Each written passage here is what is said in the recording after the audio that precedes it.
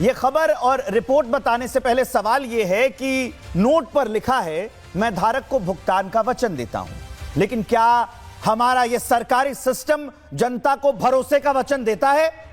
बुलंदशहर के कुछ लड़के नकली नोट छाप रहे हैं, लेकिन पाप का घड़ा भर गया, पकड़े गए, पुलिस ने कार्रवाई की और गिरफ्तार हो गए। लेकिन यह सवाल क्या गिरफ्तारी भर है? नहीं, सवाल सिर्फ गिरफ्तारी का नहीं है, सवाल सिस्टम की साख का है। बुलंदशहर की यह घटना सिर्फ जाली नोट की नहीं है, यह असली और नकली के बीच खड़े हमारे भरोसे की परीक्षा है। कहा जाता है कि भारतीय नोटों की सुरक्षा ऐसी है कि नकल नामुमकिन है, लेकिन जब गलियों में जाली नोट छपने लगे तो फिर यह सवाल उठाना लाजमी है, क्या सुरक्षा के दावे जमीनी हकीकत से बड़े हैं या फिर लालच की स्याही कानून की स्याही से गाढ़ी है? यहां सीधा सवाल किया जा सकता है रिजर्व बैंक ऑफ इंडिया से। जब आप कहते हैं कि नोट की कॉपी करना आसान नहीं है, तो फिर प्रिंटर और स्कैनर के जरिए यह खेल कैसे चल रहा है? क्या सिक्योरिटी फीचर्स की जानकारी आम लोगों तक ठीक से नहीं पहुंचा पाए आप? क्या बैंकों और बाजारों को पर्याप्त ट्रेनिंग मिली है?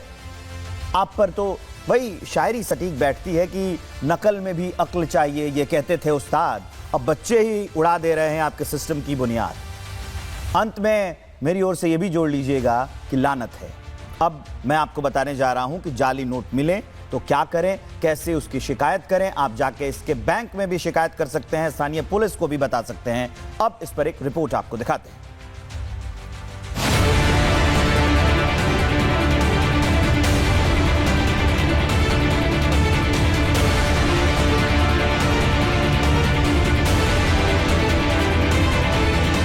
देश में नोटबंदी के बाद जब नए नोट जारी किए गए तो इसके फीचर्स को काफी सुरक्षित बताया गया।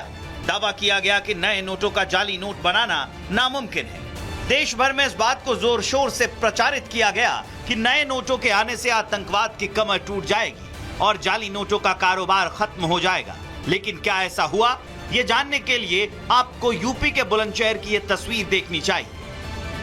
सरकार जिन नोटों के फीचर्स को सुरक्षित बता रही थी, आतंकी फंडिंग और जाली नोटों के कारोबार को तहस नहस करने का दावा कर रही थी, वो नोट बुलंदशहर में मामूली लड़के छाप रहे हैं, वो भी सिर्फ एक मामूली से कलर प्रिंटर की मदद से। यानी अब नकली नोट छापने के लिए ना हाईटेक मशीन चाहिए और ना ही उसकी प्लेटें, ना तो बड़े टेक्नीशियन चाहिए और ना ही नोट के सिक्योरिटी फीचर। इन सब का काम सिर्फ एक प्रिंटर मशीन ही कर देगा।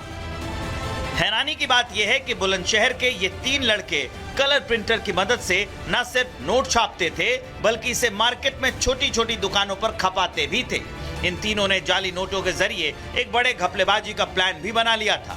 दरअसल ये तीनों आरोपी बैंक से 50 लाख का एक प्रॉपर्टी लोन लेने की तैयारी कर रहे थे और इसकी किश्तें नकली नोटों की मदद से ही जमा करने का प्लान बना रहे थे।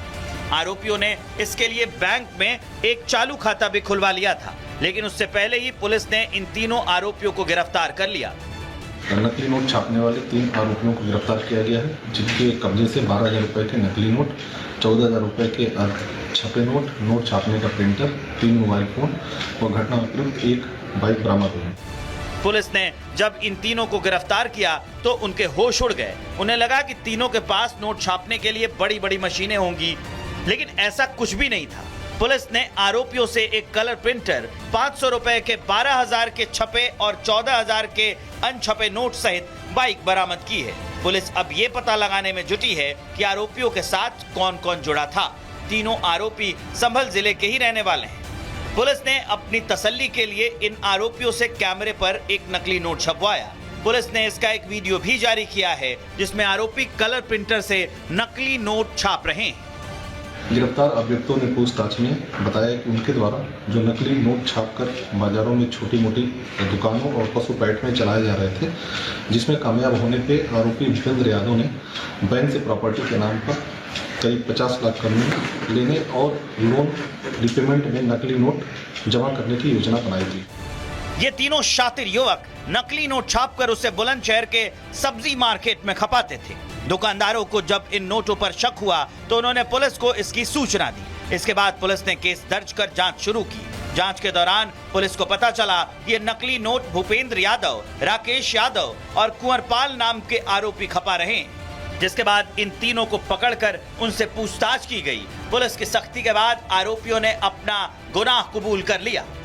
जिन नोटों को सरकार सिक्योर बता रही थी उसे तो मामूली लड़के ही छाप रहे हैं। ऐसे में राष्ट्र सर्वोपरि का सवाल यह है कि क्या नए नोटों को छापना इतना आसान है? क्या 500 के नए नोटों के आने से मार्केट में जाली नोटों का कारोबार और बढ़ा है? और सबसे बड़ा सवाल ये कि आखिर नोटों को जब सुरक्षित बताया गया तो वो इतने आसानी से कलर प्रिंटर में कैसे प्रिंट हो जाते रहे? Bureau report, Republic Bharat.